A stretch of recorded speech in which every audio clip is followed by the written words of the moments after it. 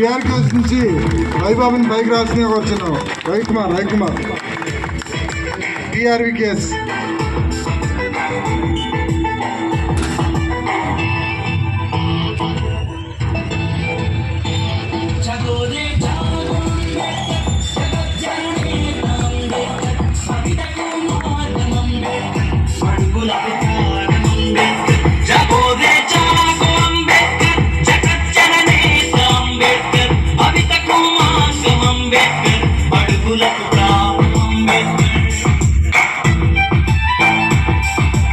Happy birthday to you, Ambedkar.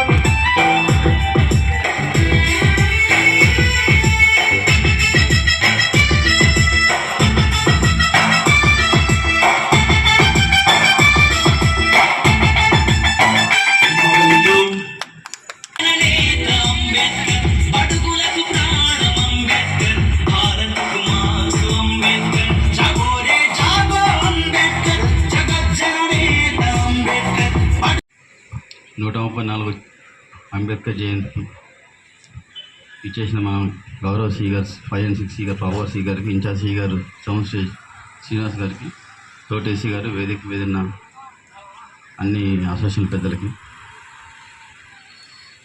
ప్రతిసారి అంబేద్కర్ జయంతి చేసుకోవటం, జనరల్గా జయంతి చేసుకుంటే ఏదైనా ఒక బర్త్డే ఎవరైనా చేసుకుందంటే ఒక సంతోషం చెప్పడం కోసం చేసుకుంటాం. ప్రతిసారి ప్రతిదైనా కూర్చోవటం, బాధపడి బయటికి వెళ్ళిపోవటం, ఇంత తప్పి మనం ఇంకేం చేయట్లేదు.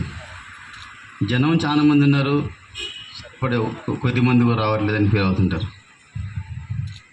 ఎప్పటికీ ఈ తేడా, ఈ భేదం ఇలా ఉన్నంతకాలం ఆనాడు అంబేద్కర్ గారు ఒక్కరే అందరి తరఫున ఒక్కడు ముందుండి మన కోసం పోరాడి ఒక రాజ్యాంగం రాసి మనకు హక్కులు కల్పించాడు. అందరినీ కలిసి ఉండమని చెప్పాడు. కానీ మనం వీలైనంత వరకు విడిపోవటానికి, విచ్ఛిన్నం అవడానికే ఎక్కువ ట్రై చేస్తున్నాం.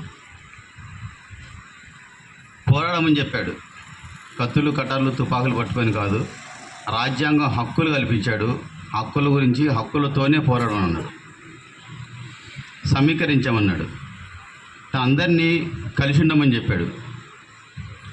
పోరాడాలంటే అందరు కలిసి ఉండాలి, సమీకరించబడి ఉండాలి.